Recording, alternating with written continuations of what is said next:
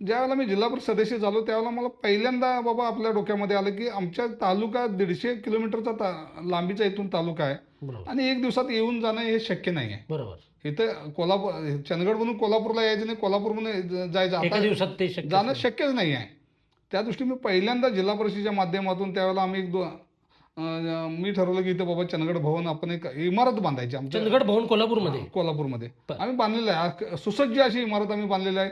जर आमचे 100 लोक जरी तालुक्यातले गेले तर ते फ्रीमध्ये. बरोबर. आणि तसा जेडपीला मी ठराव घालून घेतला. महाराष्ट्रामध्ये तसं एकमेव मला म्हणजे एक समाधान कसं आहे, असं महाराष्ट्रामध्ये तालुक्याचं भवन कुठे नाही आहे आणि फ्रीमध्ये सगळं ही समस्या तुम्हाला महत्वाची का वाटली? चंदगड भवन का नाही, वाटलं? ते आम्ही पूर्वीचे दिवस बघितले होते आणि कष्ट आम्ही लोकांचं इथून येणं जाणं किंवा गोरगरीब जनता, मग आम्ही ठीक आहे आता आमची परिस्थिती आहे, आम्ही कुठेही राहू शकतोय, कुठेही आहे, माझं स्वतःचं घर कोल्हापूरमध्ये आहे, मी आपल्याला काही नाही आहे, आपण सक्षम आहे, आमच्या गाड्या आहेत, आम्ही येऊ शकतो. तर सामान्य कुटुंबातला माणूस जर तिथे आरोग्यासाठी गेला, सिव्हिल हॉस्पिटलसाठी गेला, राहण्यासाठी एका गरिबांची मुलं बघितली परिस्थिती, त्या समोरच्या सरकारी हॉस्पिटलच्या ठिकाणी समोरच्या ह्याच्यात रात्र बसून काढलेले आहेत. बरोबर. त्या दृष्टीने मग आपलं एक ती इमारत असावी, हक्काची इमारत असावी आणि ते हक्काचं करून घेतलंय मी चंदगड भवन. अच्छा. म्हणजे तिथे कुठल्याही तालुक्याचा माणूस जाऊ शकत नाही असे आम्ही तिथे कागदोपत्री अगदी भक्कम, बरोबर. एक फक्त आधार कार्ड दाखवायचे आणि फ्रीमध्ये राहायचं, गरम पाणी हे ते सगळं जसं लॉजमध्ये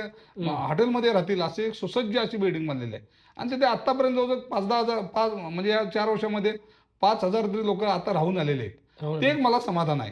काय बोलतात ती लोक येऊन तुमच्याकडे? खूप खूप लोक समाधान आहेत. त्या जी माणसं तिथे चंदगड भवनला राहून आले ते खूप ती समाधान आहेत. आणि ती जी परत लोक दुसऱ्या दिवशी आल्यानंतर आम्हाला फोन करतात की विलास पाटील तुम्ही जे काम केलंय ते कौतुक, म्हणजे अतिशय सुंदर काम केलंय.